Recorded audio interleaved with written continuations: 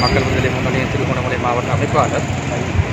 நமக்கு தெரியும், இலங்கையின் கல்வியானது பாரிய ஒரு வருத்தத்திற்கு இதுவரை காலமும் முகம் கொடுத்து கொண்டிருந்தது.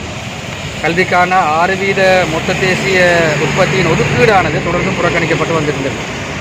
எனினும் இந்த நிலைமை இன்னும் மோசமடைந்திருக்கின்றது. காரணம், இந்த கொரோனா தொற்று நோயின் பின்னர், இந்த பாடசாலைகள் முடக்கப்பட்டதன் பின்னர், நகரங்கள் முடக்கப்பட்டதன் பின்னர் இணைய கல்வி என்று சொல்லப்படுவது அதிகரிக்கப்பட்டது.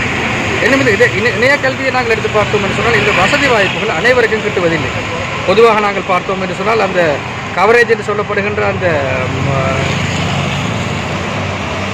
வசதிகள் அனைவருக்கும் இதுவரையில் இலங்கையில் உள்ள அனைவருக்கும் கிடைக்கப்படுகிறது.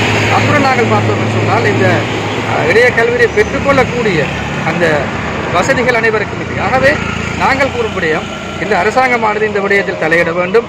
அதாவது மீண்டும் பணம் உள்ளவர்களுக்கு ஒரு வகையான வசதி வாய்ப்புகளும் புறக்கணிக்கப்பட்ட மக்களுக்கு இன்னொரு வசதி வாய்ப்புகளும் என்று நாங்கள் கூற முடியாது. பொதுவாக நாங்கள் எடுத்து பார்த்தோம் என்று சொன்னால் திருகோணமலை மாவட்டத்தில் மூதூர், வெறுகல், அதுபோன்ற திருகோணமலை நகரத்தில் கூட பலர் பின்தங்கிய மாணவர்களாக காணப்படுகின்றனர். அத்துடன் நாங்கள் பார்த்தோம் என்று சொன்னால் இந்த பதவி ஸ்ரீபுர முறவ போன்ற பிரதேசத்தை நாங்கள் எடுத்து பார்த்தோம் என்று சொன்னால் இங்குள்ள மக்களும் கூட தொடர்ந்தும் புறக்கணிக்கப்பட்டுள்ளதால் தான் இருக்கின்றார்கள். ஆகவே நிச்சயமாக அரசாங்கம் இந்த விடயத்தில் தலையிட வேண்டும். பொதுவாக இந்த நாடு முகம் கொடுக்கும் இந்த பொருளாதார நெருக்கடிக்கு முகம் கொடுத்துக் கொண்டிருக்கின்ற மக்கள் இன்னும் இந்த மரத்தால் விழுந்தவனை மாடு ஏறி மிதித்தது போன்று இன்னும் இவ்வாறான நிலைமையின் மூலம் இன்னும் ஒரு பாரிய ஒரு நெருக்கடிக்கு முகம் கொடுக்கும் நிலைமை ஏற்பட்டிருப்பது மிகவும் வருத்தத்துக்குரிய விடயமாக. ஆகவே மக்கள் விடுதலை முன்னணியாகிய நாங்கள் இதனை வலியுறுத்தி தேசிய ரீதியில் நாங்கள் ஒரு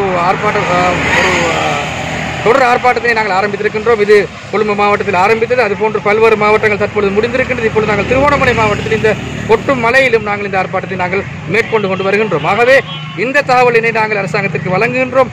தயவு செய்து உங்களது சுய விடயங்களில் காட்டும் இந்த அக்கறையினை மாணவர்களது கல்வியில் நீங்கள் காட்ட வேண்டிய கடமை இருக்கின்றது என்பதை நாங்கள் உறுதியாக கூறுகிறோம். தேசிய கைத்தொழிற்பயிற்சி அதிகார சபையினரால் இன்று ஆரம்பித்து வைக்கப்பட